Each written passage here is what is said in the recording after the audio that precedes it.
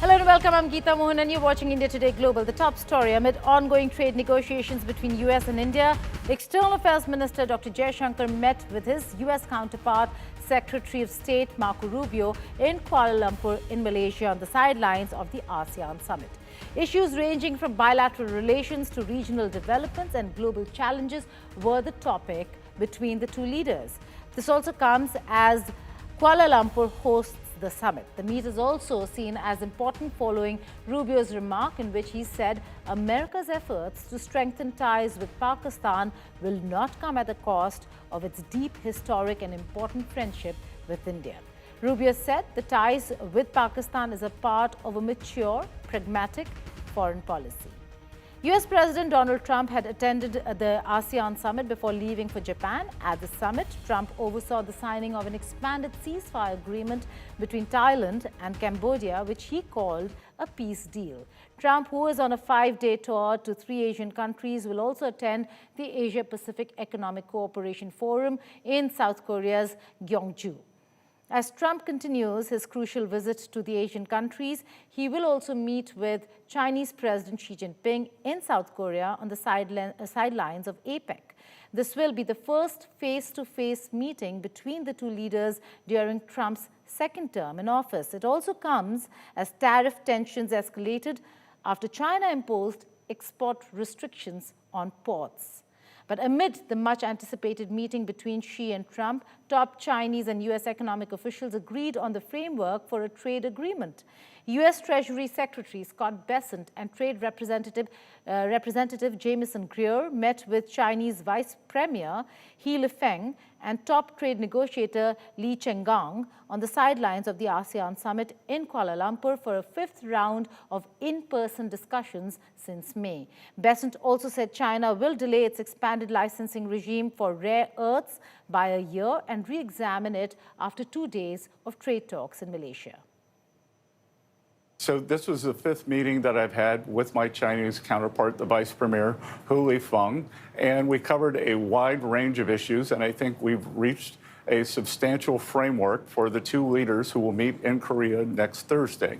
So, on the table, the president had given me maximum leverage when he threatened 100% tariffs if the Chinese imposed their rare earth global export controls. So I think we have averted that, so that the tariffs will be averted. I'm not sure what you meant is they had threatened to put a global export licensing regime, and I believe that they are going to delay that for a year while they re-examine it.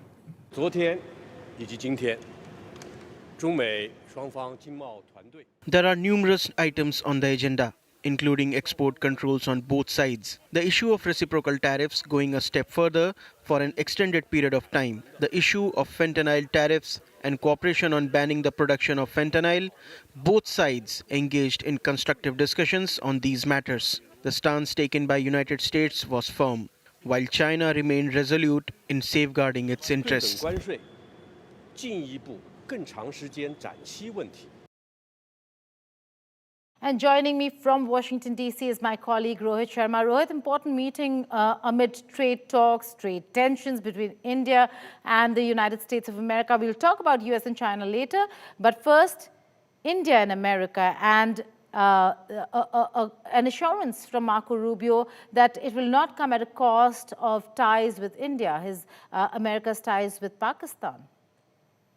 Well, I think Marco Rubio is one of those voices, Geeta, even when he was a senator, he always championed the cause of Indo-US relationship. And I think, and what we've heard in the past couple of months from some leading voices in the Trump administration, he's always been the one that's more inclined towards India, more balanced approach. And that's what we saw. And that it's exactly why, he said what he said, because there were doubts among a lot of, at least analysts, I should say, that were questioning, what's going on with the US-India relationship, especially the United States warming relations with Pakistan. So he went on the record this time to clarify that and making sure that everybody understands that India is important, India is special, and US would not risk relationship with India, and would definitely consider India as more important partner when it comes to Indo-Pacific, when it comes to US-Indo relationship, and even when it comes to Pakistan.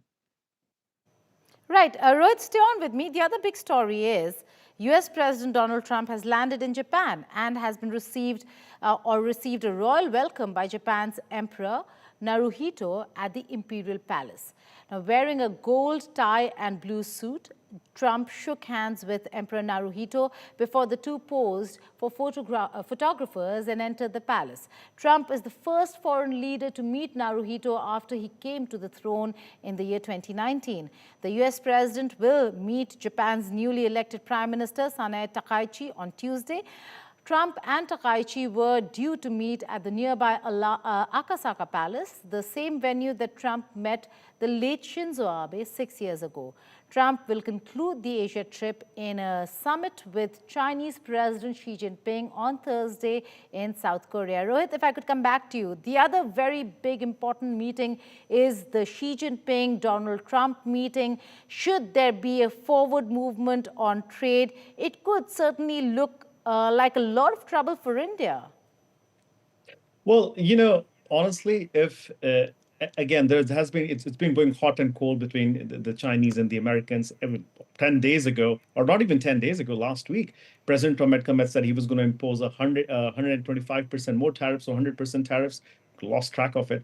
But then, then Secretary Besson goes to Asia and announces that we have a trade framework. So we'll have to wait and watch. President Trump has been very bullish on this, but he also has been challenging China on this trade, especially when it comes to export controls. So there is an understanding as of now, Geeta, that there is a trade framework that will be announced, that would be agreed upon. And President Trump on Air Force One stating that, he's going to go to China next after next meetings or next round of meetings. We do not know when. And that is also inviting Chinese premier to Florida. But if a trade deal is announced, or at least a framework is announced, I think all eyes would then shift towards India as to what happens with India, because India would be the only other big nation in the world that still does not have a framework with the US on trade. So yes, we'll have to wait and watch, Geeta. Things can move either way because it's Trump administration. We indeed will have to wait and watch. Rohit Sharma, keep tracking that story. Thank you so much for joining us for now.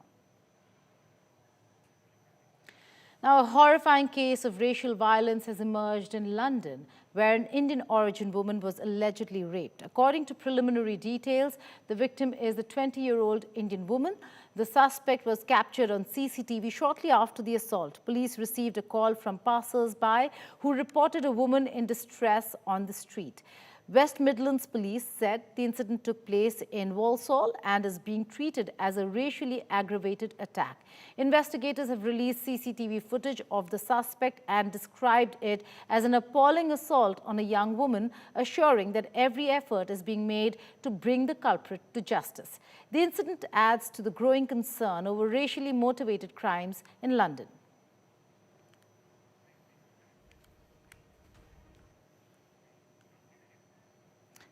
Now, in a major policy shift, Bangladesh's interim government is preparing to roll out the red carpet for wanted Indian fugitive Zakir Naik. The Yunus-led administration has approved a month-long nationwide tour for Naik, marking his first ever visit to Bangladesh. The move signals a striking departure from the policies of the previous Sheikh Hasina government, which had banned Zakir Naik's Peace TV following the July 2016 Dhaka Holy Artisan Bakery terror attack.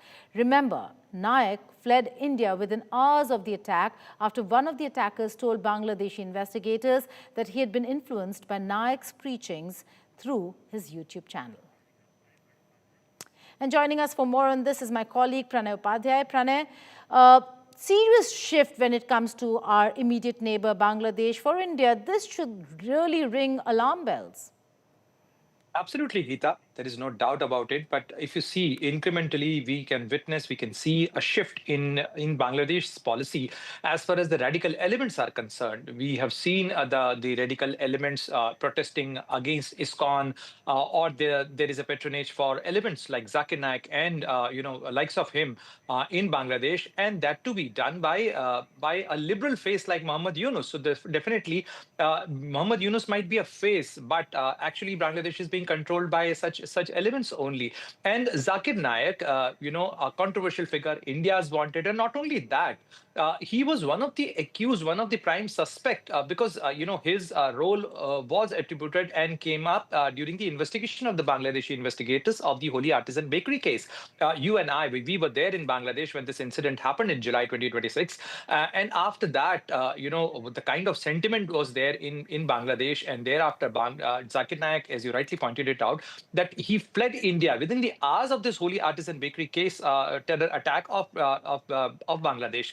And thereafter, now he's being allowed, he's being welcomed. Right. And if you see, Geeta, that last year, around same time in September, October, he was welcomed by Pakistani administration, Pakistan government, Pakistan Prime Minister met him, and now he's being welcomed by the Bangladeshi government. Right. Briefly, very briefly, Pranay, has there been a reaction from the Indian administration? So far, there is no reaction by the Ministry of External Affairs or Indian authorities as yet. But we have seen that when Zakir Naik visited Pakistan, the kind of reaction given by Ministry of External Affairs and its spokesperson, Mr. Randeep Jaiswal, he clearly said at that point of time that we are not surprised, though, this is condemnable, that a neighboring country is hosting a wanted fugitive of India. But this is not surprising. Right. But we have to see that what reaction Government of India gives in terms of Bangladesh. Right. We'll wait for that reaction. Pranav Upadhyay, for now, thank you so much for joining us. Israeli Prime Minister Benjamin Netanyahu said on Sunday that as a sovereign state, Israel would determine its security policy and which foreign forces to work with. He said Israel would decide which foreign forces would be allowed to be part of the planned international force in Gaza. The Trump administration has ruled out sending US soldiers into the Gaza Strip, but says it has spoken to multiple countries about contributing to the force. Last week, Netanyahu hinted that he would be opposed to any role for Turkish security forces in Gaza. It remains unclear whether Arab and other states will be ready to commit troops. A major challenge to Trump's peace plan is that Hamas has not committed to disarming. Since the ceasefire began, Hamas has waged a violent crackdown on clans that have tested its grip on power. Israel, which continues to control all access to the territory, allowed the entry of an Egyptian technical team to work with the Red Cross to locate the remains of the hostages from Israel. We control our own security, and we have made clear that in regard to international forces, Israel will determine which forces are unacceptable to us. And that is how we act and will continue to act. This is, of course, accepted by US as well, as its most senior representatives made clear in recent days. Israel is an independent state. We will defend ourselves and will continue to control our fate. Did you talk with them about how the new security arrangement between the U.S. and Qatar will work? I talked to them about it. We actually covered a lot of territory. It's working very well. It's all smooth. The U.S. doesn't have to get much involved. They're able to take care of the very substantial nations. And, we have Saudi Arabia, UAE, Qatar. You have the three, and then you have many behind them, and even with them. Now, a third term for Trump as US president was ruled out by the president himself. But now he said, and I quote it, "It's too cute," when he was asked if he would return to American politics for the third term as vice president. Donald Trump denied that he would not run for vice president in the 2028 American elections.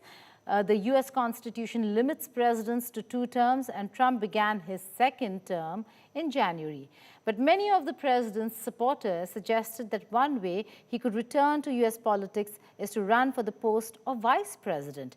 Trump served his first term from 2017 to 2021. The 79-year-old tycoon has also recently displayed red hats emblazoned with the slogan Trump 2028 on a desk in the Oval Office. The president also mentioned that he got an MRI done, though he didn't mention why he did the MRI. Is that you could run as the vice president? Yeah, I'd be allowed to do that. Is it the White House, or the White House counsel, to your legal position? No, you'd be allowed to do that, but I wouldn't do it. I think it's too cute. Yeah, I would rule that out because it's too cute. I think the people wouldn't like that. It's too cute. It's not It wouldn't be right. Can you tell us what I did. I got an MRI. It was perfect. Yeah. I mean, I gave you the full results. We had an MRI, and in the machine, you know, the whole thing, and it was perfect. Yeah. Now, U.S. Navy destroyer USS Gravely arrived in Trinidad and Tobago to conduct joint military training with the Trinidad and Tobago Defense Force. In a statement, the U.S. Embassy in Trinidad and Tobago said the ship would moor in Port of Spain from the 26th to the 30th of October as part of the long-standing cooperation between the United States and the country, Trinidad and Tobago. Venezuela condemned it and said it was a military provocation by neighboring Trinidad and Tobago in coordination with the U.S. Central intelligence agencies as well, aimed at spurring a full military confrontation with the Latin American nation. Joint military exercises between the U.S. and Trinidad and Tobago are currently underway in the Caribbean. Venezuela said it had captured a group of mercenaries with direct information of the American intelligence agency and whose goal it was to carry out a false flag attack in the region. A false flag attack is an operation when an act is carried out in such a way that a different party appears responsible. Earlier this month, U.S. President Donald Trump confirmed reports that he authorized the CIA to carry out covert operations in Venezuela.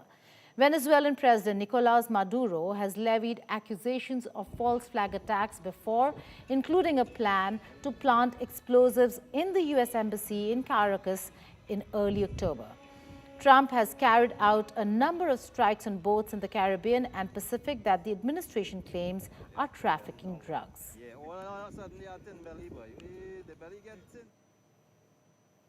The skies over Pangong are no longer just blue, they're strategic.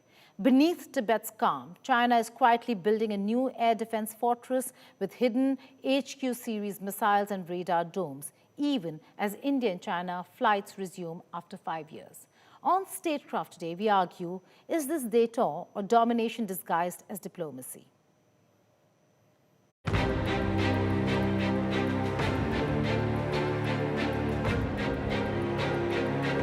At 14,000 feet above sea level, under the cold silence of the Himalayas, a new fortress is rising. Satellite images show China constructing a sprawling air defense complex, radar domes, missile bays, and command centers. Barely 100 kilometers from where Indian and Chinese troops clashed in 2020. But behind this buildup lies more than military muscle.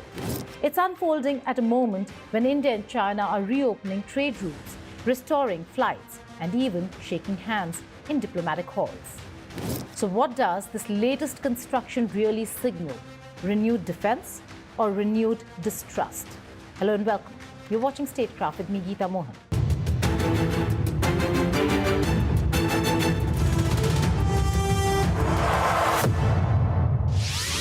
China is building again, but this time not a road, not a dam, not a bridge, but a secret fortress of air defense near the Indian border. Satellite images reveal a massive new Chinese complex, armed with radar domes, command bunkers, and retractable missile launch bays, all overlooking the eastern tip of Pangong Lake. A place that once echoed with the sounds of gunfire in 2020, now hums with the noise of construction. Is Beijing preparing for defense or designing deterrence? At first glance, the terrain looks empty. Barren slopes of Tibet, shimmering waters of Pangong Tso, silence broken only by wind. But look closer, and the patterns emerge. Freshly paved roads snake into the mountains. Geometric concrete pads line the valley floor. Metallic shadows reveal radar arrays. And at the heart of it all, a network of buildings with sliding roofs. According to satellite imagery analyzed by US-based geointelligence firm All Source Analysis, this is no ordinary base. It's a new air defense complex, roughly 110 kilometers from one of the key flashpoints of the 2020 Galwan clashes. And what lies beneath those retractable roofs could change the strategic balance across the line of actual control. The structure, experts say, is designed to conceal Transporter Erector Launcher Vehicles, or TELs, capable of carrying China's advanced HQ-9 series of long-range surface-to-air missile systems. The HQ-9 series is Beijing's pride, a hybrid of Russian S-300 and American Patriot designs, capable of hitting targets over 200 kilometers away. Now, these missiles, hidden under retractable hatches, give China the power to strike or shield at will, while staying invisible to Indian or American satellites until it's too late. Intelligence analysts believe this configuration is deliberate, to protect launchers from airstrikes and reconnaissance, and to allow missiles to fire straight through the opened hatches without exposing their position. It's a design previously seen in the South China Sea, not the Himalayas, which raises a question: is Beijing militarizing the mountains the way it did the reefs? All sources' findings have been confirmed by India Today Global's ASEAN team, whose latest images show open roofs over at least one launch position, revealing what appear to be launch vehicles underneath. The new site near Pangong Lake is not alone. A mirror replica of the same complex has been spotted 65 kilometers away at Gar County, directly facing India's Nyoma airfield, which New Delhi recently upgraded to handle fighter jets and heavy transport aircraft. In other words, China has built a two-pronged missile fortress, one near Pangong, another near Gar, both within striking distance of Indian positions and both shielded from view. And they're connected by more than just roads. Analysts have detected wired data connection infrastructure between the radar stations and command centers, a sign of integrated command and control. This allows real-time coordination between missile batteries, radar domes, and high-altitude early warning systems. In simpler terms, it's a complete air defense bubble, capable of locking the skies over the western sector of the LAC. So while Indian and Chinese diplomats talk peace in Delhi, the People's Liberation Army is digging in at 14,000 feet. A new base, a new radar, and a new message. China may talk disengagement, but it is preparing for permanence. For centuries, India and China have shared not a border, but a burden. A frontier drawn by geography, defined by suspicion, and scarred by war. Every few years, there is a new round of talks. Every few months, a new round of trouble. Nearly 5 years after the Galwan clashes, both sides continue to maintain between 50,000 and 60,000 troops each along the line of actual control. Disengagement has been announced, yes, but not de-escalation. Beijing's playbook is clear. Build influence in South Asia through infrastructure, diplomacy, and denial. Block India at multilateral forums, bankroll Pakistan's military, and expand presence along the Himalayas. Every road, dam, and base along the frontier tells the same story: deterrence disguised as defense. India, for its part, is responding in kind. The Nyoma airfield in eastern Ladakh, once a modest forward base, is being transformed into a fighter-capable runway. New roads now link Nyoma to Leh and forward positions along the LAC. Radar stations and air defense batteries have been deployed. In short, the mountains are bristling again. But there's a crucial deterrence. India's construction is visible, even documented in parliamentary statements. China's hides under retractable roofs. That secrecy is the message. And because each bay can hold 2 TEL vehicles, China can rotate its assets, firing from one, hiding the other, making it nearly impossible for adversaries to predict its next move. There's also the question of perception. Every time China builds near the border, it sends multiple signals, one to India, one to Pakistan, and one to the world. To India, it says, we can reach you. To Pakistan, it says, we've got your back. And to the world, it says, we are here to stay.